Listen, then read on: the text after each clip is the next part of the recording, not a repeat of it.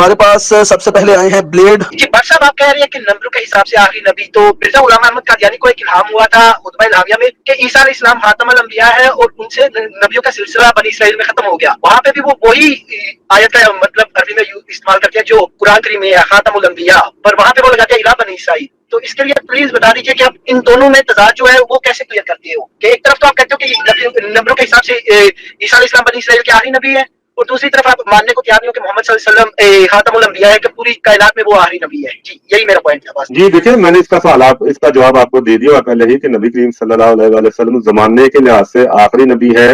میں نے اس کا رد تو کیا ہی نہیں، لیکن نمبروں کے لحاظ سے آخری نبی کیونکہ وہ آیت خاتم النبیین والی وہاں سے نبی نکال رہی ہے تو میں کیسے بند کر دوں؟ جب آپ بند کریں گے تو پھر مطلب یہ بنے گا کہ وہ اس کا ربط ہی ٹوٹ جائے گا آیت کا. یعنی کہ لاکن سے پہلے بیٹا کوئی نہیں، جوان لاکے کے بعد اب روحانی اولاد بھی کوئی نہیں، امتی نبی بھی کوئی نہیں، ادھر سے بھی غائب ادھر سے بھی چھٹی. تو یہ ہم سمجھتے ہیں کہ نبی کی وسلم کی توہین ہوتی ہے.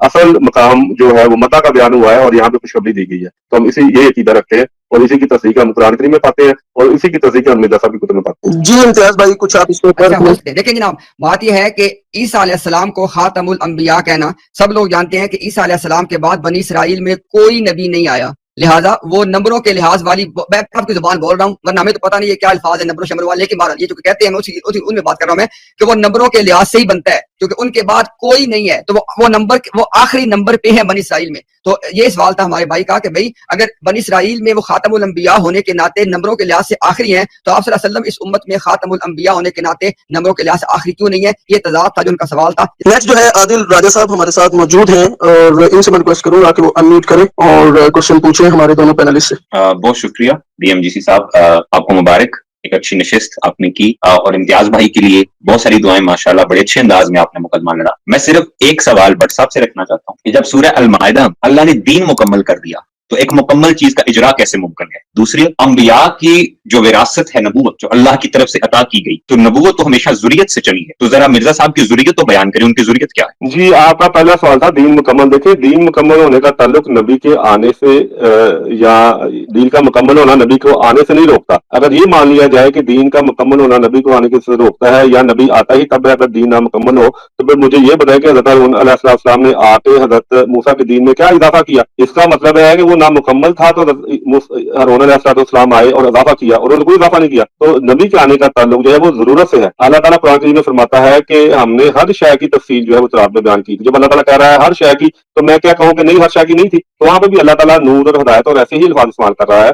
تو لہٰذا اب مجھے بتائیں حضرت زکریا نے آ کے حضرت موسیٰ علیہ السلام کے دین میں کیا اضافہ کیا؟ تو جو نیا نبی آتا ہے وہ ضروری نہیں کہ وہ اضافہ ہی کرے. نبی پھر بھی آتا ہے جب دین مکمل ہو، جب عذاب اس میں نہ ہو. صرف اگر امت گمراہ ہو جائے تو امت کو وہ دین دوبارہ بتانے کے لیے، اس لیے اللہ تعالیٰ کہتا ہے ہر نبی کے بارے میں انہیں کتاب اور حکمت عطا فرمائی. اب حضرت زکریا کو تو کوئی نئی کتاب نہیں ملی نا، وہی کتاب جو موسیٰ علیہ السلام کو ملی تھی. حضرت زکریا نے وہی کتاب دوبارہ جو یہود کی امت ہے، یہود امت ہے، اس کو سمجھائی اور حکمت سمجھائی. تو آپ کا دوسرا سوال تھا سورہ وہ کے ذریعے سے. مجھے یہ بتائیں کہ آپ نے یہ اصول کہاں سے لیا ہے کہ ذریعے سے نبی ہوتا ہے؟ قرآن کریم میں تو یہ اصول بیان نہیں کیا. قرآن کریم میں تو اللہ تعالیٰ یہ بیان کرتا ہے کہ ہم نے ہر قوم کی طرف ایک رسول بھیجا. تو کیا وہ ضروریتوں میں سے آئے تھے؟ کیا قرآن کریم میں کوئی آیت ایسی ہے کہ ضروریت سے جو ہے رسول بنایا جائے گا؟ آپ مجھے یہ بتا دیں.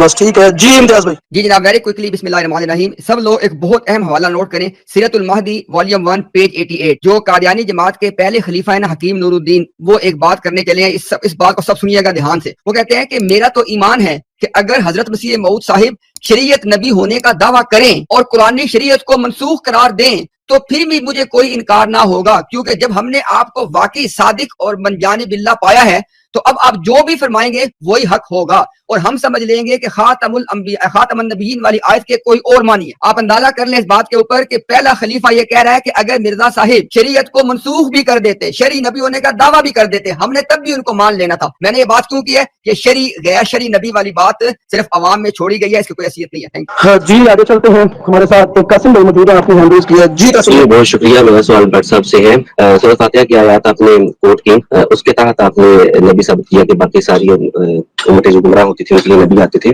तो कुरान पाक में अल्लाह ताला फरमाता है कुंतुम खैरा उम्मतिन उखरिजत लिन्नास तअमुरूना बिल मारूफ व तनहौना अनिल मुनकर।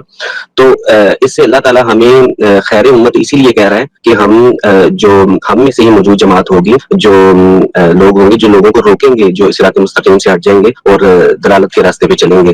तो इसीलिए तो अल्लाह ताला ने खैर उम्मत कहा। और रसूलुल्लाह सल्लल्लाहु अलैहि वसल्लम के बाद कोई नबी भी नहीं आया कि उम्मत ये फरीजा जो है वो उसे क़यामत तक अंजाम देगी कि आपस में एक दूसरे की इस्लाह करेगी जब हम रास्ते से हट जाएंगे।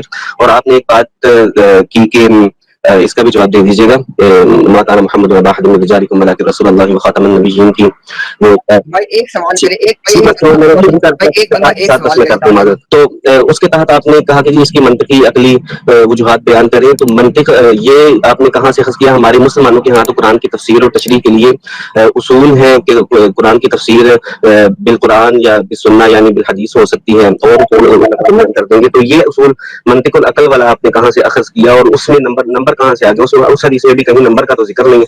आपने अपनी मंतिकुल अकल के तहत नंबर निकाला है, तो वो नंबर असीम भाई मोनोलॉग स्टार्ट हो गया है, काइंडली अब जो है ना जवाब देने दें। जी बार साहब। जी देखिए, तो ये उम्मत खैर अपना जो आपने आयत पेश की वही है ना, क्योंकि इस उम्मत से ही खैर मिलेगा जिसको भी मिलेगा। तो इस उम्मत में ही नबी आएंगे। नबी खैर की इलामत होता है, इनाम की इलामत होता है, रहमत की इलामत होता है। नबी कभी अजाब की इलामत भी हुआ है। नबी आता है वो अल्लाह ताला रहमत अपनी नाज़िल करता है, तो नबी आता है, रहमत के बगैर नहीं आता। तो वो बात आपकी दुरुस्त है, लेकिन अल्लाह ताला ने ये भी तो फरमाया ना, ये दुआ सिखाई कि दुआ करते रहना कि तुम गजब का शिकार ना हो। अगर ये नामुमकिन अल्लाह ताला करार देता कि ये उम्मत, क्योंकि ये खैर उम्म है, तो इसलिए अगर ये उम्मत जो है वो गजब का शिकार नहीं हो सकती, तो ये दुआ क्यों है? ये क्यों दुआ की जाती है? हर वक्त हम नमाज में करते हैं, हर कोई करता है, मुसलमान जो नमाज पढ़ता है, ऐ अल्लाह ताला हमें उन लोगों की तरह ना बनाना जिन पर तेरा गजब नाज़िल हुआ और जो गुमराह हुए। अगर होना ही नहीं तो फिर अल्लाह ताला गारंटी नहीं दे रहा इस बात की, जो आप खुद समझे वो और बात है, अल्लाह ताला ये बात नहीं कर रहा। तो दूसरी आपने कहा जी ये आपने तरीका काफी निकाला। अल्लाह ताला मैंने बयान किया है, अल्लाह ताला कहता है कि जो अल्लाह के नाज़िल करदा कलाम के मुताबिक फैसला नहीं करता वो काफिर है, जालिम है, फासिक है। फिर अल्लाह ताला कहता है कि कुरान पे तदब्बर करो, अपनी अकल इस्तेमाल करो, बार बार अकल। अब अकल जब मैंने इस्तेमाल करनी है तो मैंने कुरान को देखना कि कुरान जो असूल मुतय्यन कर रहा है उन असूलों के मुताबिक अगर कुरान को मैंने गलत समझ रहा हूँ तो मुझे वो असूल ही बताएंगे। कुरान खुद बताएगा कि तुम्हारा अकीदा गलत है। कुरान किसी मुफस्सर का मुहताज नहीं है। कामिल किताब इसीलिए है ना कि कुरान खुद बोलता है कि तुम गलत हो। जैसे मैंने वो बताया कि अगर हम लाकिन का असूल कुरान से अखज़ करें जो कि है, तो वो चीज नहीं बनती कि नबरों के सिर्फ आखिरी नबी है, वो इजाजत ही नहीं देता ये लफ्ज लाकिन वाला ये मफहूम निकालने। जी इम्तियाज भाई। अच्छा, पहली बात तो है कि जरूरत वाली बात देखिए, मैंने आप सबके सामने सही बुखारी की हदीस नंबर 3455 रखी है। रसूलुल्लाह सल्लल्लाहु अलैहि वसल्लम ने हमें बता के गए हैं कि पहली उम्मतों में ऐसा ही होता था कि नबी के बाद नबी आते थे, लेकिन अब यहाँ पे क्या होगा? फरमाया कि मेरे बाद कोई नबी नहीं है, मेरे खुलफा होंगे। तो ये आपको जवाब खातमुन नबिय्यीन ने खुद दे दिया है। अच्छा, दूसरी बात बट साहब देखें, उनको मैं सबको कह रहा हूँ, इस बात को मुकम्मल तौर पर इग्नोर किया जा रहा है कि मिर्जा गुलाम कादियानी ने कहा क़यामत तक किसी को वो दर्जा नहीं मिलना जो अबू बकर उमर का है। लिहाजा ये बात पे जब गौर करेंगे मिल जाएंगे। शुक्रिया जी बिल्कुल ठीक हो गया। मंशा साहब मौजूद हैं, जी आप क्वेश्चन करें। अस्सलाम वालेकुम। मेरा सवाल है जनाब इम्तियाज साहब से। आज रुए कुरान, हदीस व बुजुर्गान दीन उम्मत मोहम्मदिया में आने वाले मसीह और मेहदी अलैहिस्सलाम का मकाम व मर्तबा क्या है? शुक्रिया। जी जनाब, बहुत शुक्रिया। वेरी क्विकली, सबसे पहले बात है हमें इस्तिलाहात वो इस्तेमाल करनी चाहिए इस्लाम के अंदर बातचीत करते हुए। मैं अपनी बात कर रहा हूँ, आपको नहीं कह रहा, कि जिससे ना बात में कोई इबहाम पैदा ना हो जाए। सैयदना ईसा इब्ने मरियम अलैहिस्सलाम जो अल्लाह के सच्चे नबी हैं, आप सल्लल्लाहु अलैहि वसल्लम फरमाया कसम उठा के कि मरियम का बेटा ईसा तुम में नाजिल होगा। और हम जानते हैं कि मरियम के बेटे ईसा जो हैं वो अल्लाह के नबी हैं, ऑलरेडी हैं। आप सल्लल्लाहु अलैहि वसल्लम से पहले उनको नबूवत से सरफराज किया गया था। लिहाजा ये सवाल इसलिए पैदा नहीं होता कि एक ऐसे हस्ती के आने की बात हो रही है जो ऑलरेडी अल्लाह के नबी हैं। तो ईसा इब्ने मरियम पहले से ही अल्लाह के नबी हैं। हम उनको आके दावा करने की जरूरत ही नहीं है। सारी उम्मत मुस्लिमा आज ऑलरेडी उनको अल्लाह का नबी मानती है, तो उनका ये मकाम है उनका। शुक्रिया जी। अजीम भाई हमारे साथ हैं, हैंड रेज किया हुआ है उन्होंने। अजीम भाई आप क्वेश्चन करें। जी बहुत बहुत शुक्रिया। मेरा नाम अजीम नहीं है, आज मैं इसलिए नहीं मैं बोल रहा था। तो मेरे छोटे छोटे 30 सेकंड्स के दो क्वेश्चन है भाट साहब से। पहला क्वेश्चन काइंडली एक कीजिएगा, आजम भाई एक कीजिएगा। एक क्वेश्चन जी जी बिल्कुल। चलिए एक क्वेश्चन कर लेते हैं। मलफूजात जिल्द 5 सफा 323 ओल्ड एडिशन के अंदर मिर्जा कादियानी का फतवा है कि कंचनी की बनाई हुई मस्जिद में नमाज दुरुस्त नहीं है। लेकिन सीरत अल-महदी जिल्द अव्वल रवायत नंबर 272 में अब्दुल्ला साहब सनोरी आके ये पूछते हैं कि मेरी एक बहन कंचनी थी और उसने बहुत ज्यादा मालो दौलत जमा की हुई थी और वो फोत हो गई, अब उस दौलत का मैं क्या करूं? और वो ये बंदा कहता है कि तौबा मैंने की है, उसकी बहन ने नहीं की थी। पूरा वाकया मैंने शॉर्ट में बता दिया है।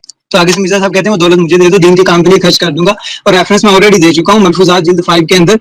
ये मिर्जा साहब का ही फतवा है कि कंचनी की जो बनवाई हुई मस्जिद है उसमें नमाज नहीं अदा हो सकती, लेकिन इस बंदे की वो दौलत एक्सेप्ट कर रहे हैं और कह रहे हैं कि ये दीन के काम के लिए अब लग सकती है। ये इतना हैवी कंट्रास्ट क्यों है?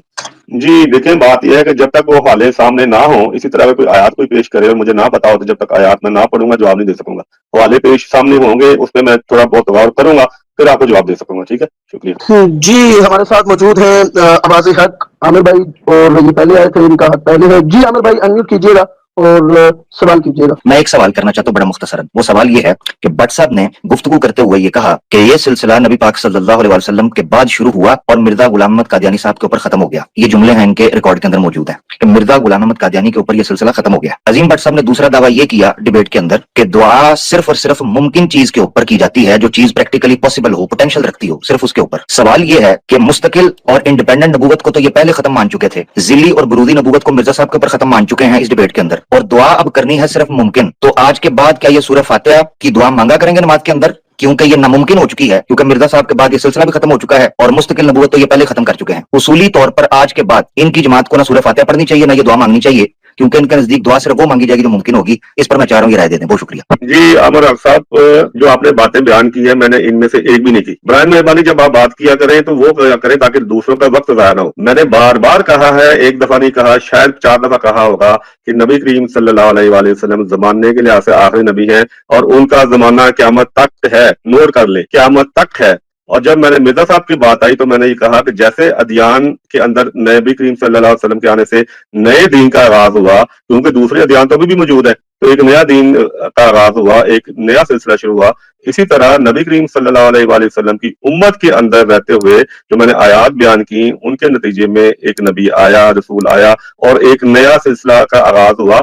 लेकिन इसका ये मतलब नहीं कि वो नबी करीम सल्लल्लाहु अलैहि वसल्लम के सिलसिले से बाहर मैंने करा दी। वो सिलसिला नबी करीम सल्लल्लाहु अलैहि वसल्लम का ही है। और दूसरी बात आपने बयान की कि जिल्ली नबूवत खत्म कर दी। कब मैंने कहा कि मैंने ऐसी ना कोई बात की, ना कोई दलील दी। अगर आपको हवाले चाहिए कि मैं मिर्जा साहब के हवाले दे सकता हूँ कि जिल्ली तौर पर नबी आ सकते हैं, और उन्होंने यही मजमून जो है वो बयान किया है एक गलती के अदाला में, जब उन्होंने कहा कि नबी करीम सल्लल्लाहु अलैहि वसल्लम 1000 दफा भी बरूदी रंग में आ जाए तो खातमुन नबीयीन की मोहर नहीं टूटती। तो अब मैं आपकी बात, जब आप ऐसी बातें करेंगे जो जिसका ना सर हो, ना पैर हो, ना वो की गई हो, ना मैंने सोची, यानी कि वो जो बात मेरी सोच से भी बाहर है वो आप आके करते हैं अक्सर। आज भी आपने वही किया।